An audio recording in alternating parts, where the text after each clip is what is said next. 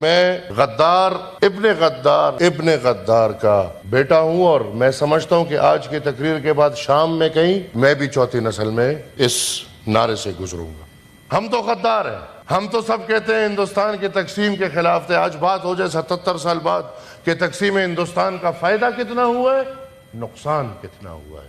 Judiciary بات کرتی ہے ایک ISI کی کرنیل کی، ہمیں 1000 دفعہ غدار بولا جائے ہمیں تکلیف کبھی نہیں ہوگی۔ پرکسی کو پرکسی بولیں گے تو تکلیف ہوگی۔ جس دن آپ کے بانی، آپ کے ملک کو بنانے والے نے جس دن فوج کے سامنے، فوج کے ایک تقریب سے یہ بات کی کہ یہ ملک اس لیے نہیں بنا کہ آپ اس پہ حکمرانی کریں۔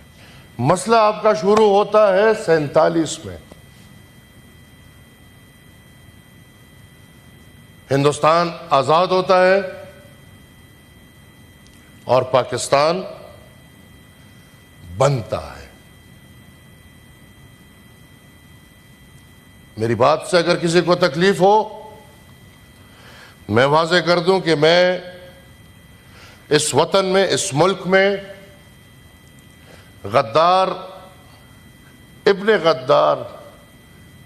غدار کا بیٹا ہوں اور میں سمجھتا ہوں کہ آج کی تقریر کے بعد شام میں کہیں میں بھی چوتھی نسل میں اس نعرے سے گزروں گا۔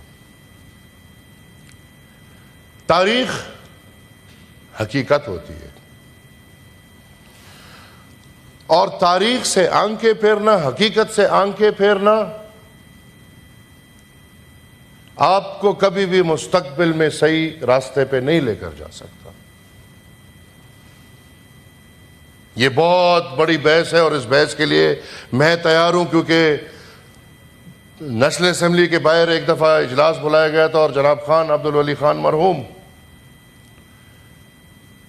گاڑی کی ڈگی کتابوں سے بھر کے لائے تھے، اس لیے لائے تھے کہ آئے آج بات کرتے ہیں کہ پاکستان بنا تھا، کہ پاکستان آزاد ہوا تھا۔ جب آپ 47 میں آزاد نہیں ہوئے، آج آپ آزادی کا رونا رو رہے ہیں۔ کیا ایمان کی بات کریں سب لوگ، یہ جناب پاکستان کا قائد اعظم محمد علی جناح صاحب کتنی قدر کرتے ہیں؟ کیا پاکستانی قدر کرتے ہیں ان کی کہ نہیں کرتے؟ تو مجھے تو یہ تصویر بھی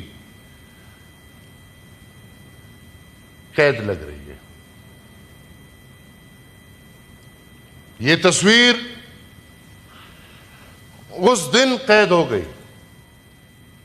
جس دن جناب محمد علی جناح صاحب نے رول آف لا کی بات کی، جس دن آپ کے بانی، آپ کے ملک کو بنانے والے نے جس دن فوج کے سامنے، فوج کے ایک تقریب سے یہ بات کی کہ یہ ملک اس لیے نہیں بنا کہ آپ اس پہ حکمرانی کریں۔ یہ ملک اس لیے نہیں بنا کہ یہاں پہ عوام غلام ہو، بندوق والے کے پاس طاقت ہو، بلکہ آپ محافظ ہیں۔ یہ جو باتیں آج ہم کر رہے ہیں، یہ جناب قائد اعظم محمد علی جناح صاحب کو کرنی پڑی۔ آج تک آپ یہ ملک، یہ وطن، یہ پاکستان کے شہری اس اپنے قائد کو رہا نہ کر سکے۔ آپ کو پتہ ہے پاکستان میں جو پھر قید ہوئے ہیں، تو ان پہ ایک ایسے قید لگا ہے کہ آپ پاکستان میں جناب محمد علی جناح صاحب پہ ریسرچ نہیں کر سکتے۔ تو آئے، آزادی کی بات ہو رہی ہے، ہم تو غدار ہیں، ہم تو سب کہتے ہیں ہندوستان کی تقسیم کے خلاف تھے. آج بات ہو جائے 77 سال بعد کہ تقسیم ہندوستان کا فائدہ کتنا ہوا ہے, نقصان کتنا ہوا ہے. ہم تو چلے غدار ہیں, لیکن آپ میرے معزز اراکین آج جوڈیشری اور ملٹیبلشمنٹ کی لڑائی سے نکل کے کیا میں آپ کے لیے یہ بات اٹھانے کو تیار ہوں, میرے ساتھ کھڑے ہونے کو تیار ہے کہ آج یہ ایوان یہ مطالبہ کرے کہ جو پابندی پاکستان میں جناب محمد علی جناح صاحب کے اوپر ریسرچ کرنے پہ لگی ہے یہ کھول دی جائے, اور میرے سمیت سب کو یہ موقع ملے کہ ہمیں پتہ چلے کہ ہمارے قائد, ہمارے رہبر, ہمارے اس ملک کے بانی محمد علی جناح صاحب کون تھے. بدقسمتی سے یہاں پہ کھیل بینیفیشریز کا اور افیکٹیز کا چلتا آ رہا ہے. کل کا بینیفیشری آج کا افیکٹی ہوتا ہے, کل کا افیکٹی آج کا بینیفیشری ہوتا ہے.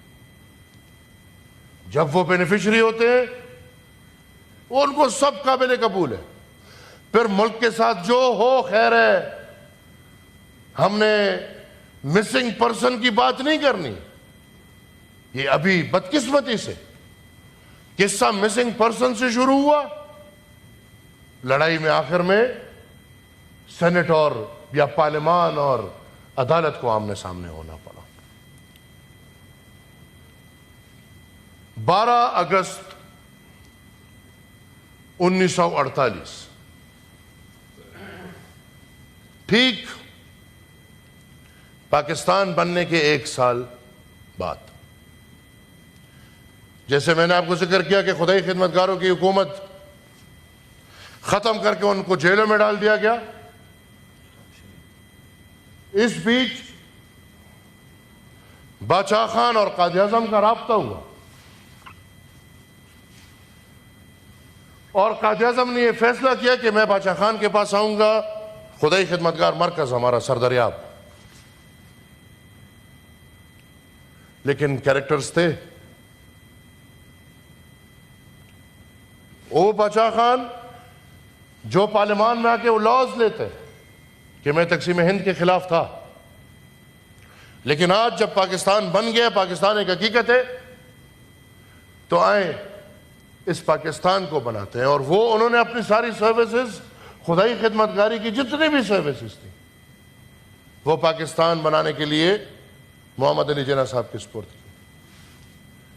این اس وقت جب محمد علی جناح صاحب سردریاب آ رہے تھے تو قیوم خان نے کہا کہ آپ کو مار دیں گے. خدائی خدمتگار اکٹھے ہوئے ہیں, وہ آپ کو مار دیں گے. خدائی خدمتگار پشاور سے سردریاب تک تیاری میں پکڑے ہوئے تھے کہ مہمان آ رہے اور آج ہم ایک نئے موڑ پہ جائیں گے. مہمان نہیں آیا, مایوسی ہوئی, سٹرائک میں بدل گیا, سب کو پکڑ لیا. 12 اگست 1948 ہمارے پختون بھائی بہنیں وہ کہتے کہ یار یہ انگریز کو تو نکالنے میں ہمارا بے بنیاد نکل گیا. انگریز کو کس نے نکالا؟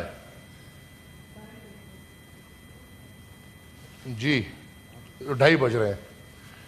انگریز کو کس نے نکالا؟ انگریز کو فوجی نے تو نہیں نکالا, یہ تو فوجی تھے. تب بھی سلوٹ, آج بھی سلوٹ, ان کو تو تنخواہ اس کی مل رہی ہے. انگریز کو تو نکالا قوم نے. پختونخوا میں خدائی خدمتگار نکلے, ان کو ہم نے نکالا, ملک کو آزاد کیا. اس آزادی میں بھی ہمارا نقصان ہوا. ملک بنا, آزاد تو نہیں ہوا. جب ملک بن گیا پھر بھی نقصان. تو انہوں نے سوچا کہ بھئی ہمارے سب لیڈران قید ہیں, لہٰذا ہم ایک سٹرائک کرتے ہیں. اور وہ سٹرائک بھی کسی کے پاس بندوق نہیں, کسی کے پاس کچھ بھی نہیں. ایک پرامن خدائی خدمتگاروں کے بارے میں جس نے بھی پڑھا ان کو پتہ ہے کہ وہ عدم تشدد کے پیروکار تھے, اور وہ عدم تشدد پہ ان کا سارا نظریہ تھا. کیا ہوا اس احتجاج پہ؟ آپ کے پاکستان کے فوج, یہ اگر آپ لوگوں کو نہیں پتا, یہ آپ کان کھول سن لیں, کان کھول لیں. نہتے شہریوں پہ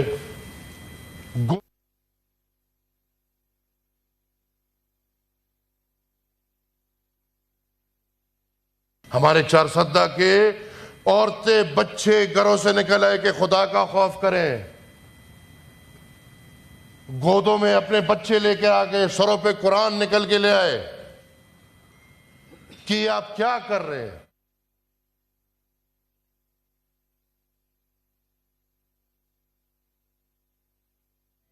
کیونکہ ان کا مشن تھا کہ ہم نے خدائی خدمتگار تحریک کا خاتمہ کرنا ہے۔ آج تک ہم بھی اس ملک میں زندگی گزار رہے ہیں، ہمیں بھی یہ گلہ ہے، ایک ایک شہید کو ہم یاد کرتے ہیں۔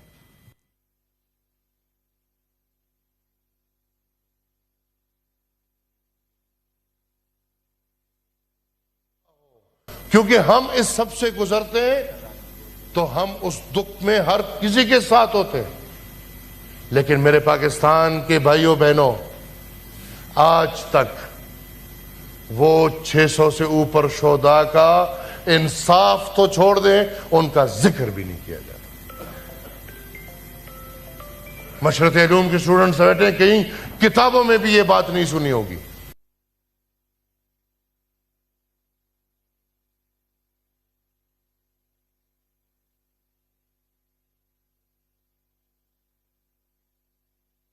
انہوں نے اپنے حصے کی زمین بیچ کے سرکار کو وہ معاوضہ دیا اور حکم کیا کہ اپنی میتیں اٹھاؤ۔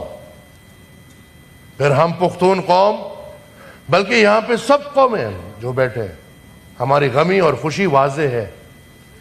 الحمدللہ چھپی ہوئی نہیں ہوتی کہ ہم لوگوں سے چھپائیں کہ ہم نے میت ہے، کوئی مرا ہے یا کسی نے شادی کر لی ہے۔ ہماری سب کچھ واضح ہوتا ہے، بچے بھی واضح ہیں، شادی بھی واضح ہے، غم بھی واضح ہے۔ کیا ہوا؟ جس گھر میں میت،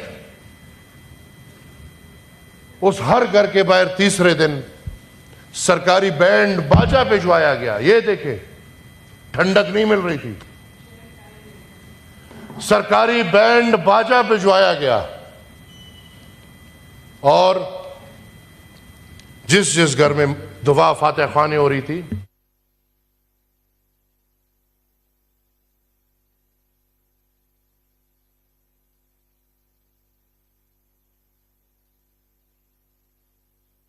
اور آج جس مینڈیٹ کی بات ہو رہی ہے، تو اسی مینڈیٹ کی خاطر جب ہمیں یہ شوق چس کہ نہیں بھائی پنجاب پاکستان ہے اور پاکستان پنجاب ہے اور اس کے علاوہ پاکستان کچھ نہیں ہے، ہم نے بنگال کے مینڈیٹ کو نہ مانتے ہوئے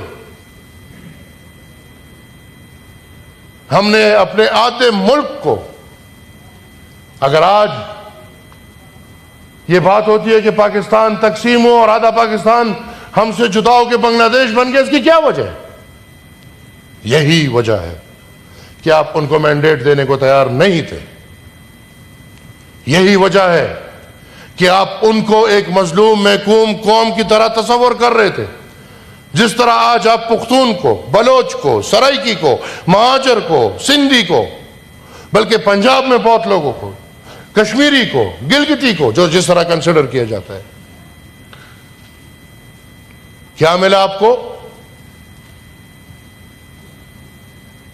آپ کا ملک دو لخت ہو گیا، اور جب ملک دو لخت ہو گیا، بنگلہ دیش میں اس سال 90,000 سے اوپر اللیجیمیٹ بچے پیدا ہوئے۔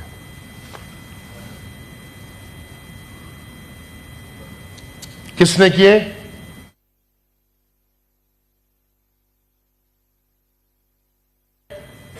وہ اس وجہ سے بچی ہے کہ وہ بنگلہ دیش میں نہیں تھی، اس وقت باہر پڑھائی کے لیے گئی۔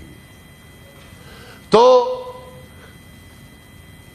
انہی سے عقل حاصل کر لیں۔ ہم آج پھر اس نیت پہ پہنچے ہوئے، آج اس طرف والے، اس طرف والے، اس طرف والے، ہر طرف والے الیکشن کو داندھی شدہ سمجھ رہے ہیں اور مانتے ہیں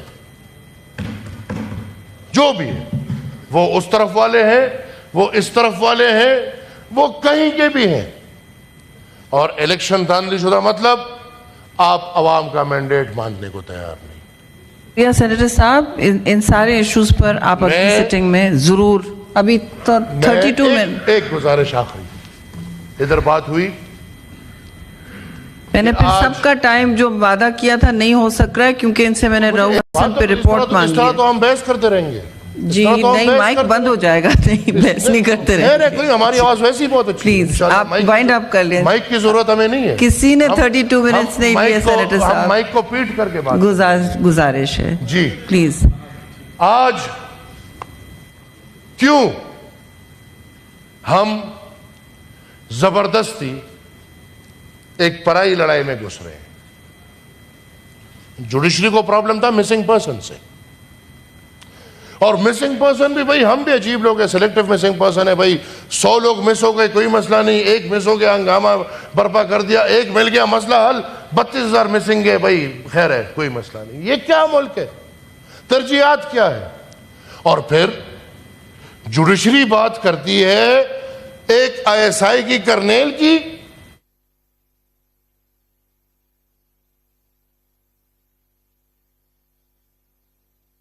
ہمیں 1000 دفعہ غدار بولا جائے ہمیں تکلیف کبھی نہیں ہوگی، لیکن اگر پراکسی کو پراکسی بولیں گے تو تکلیف سینیٹر صاحب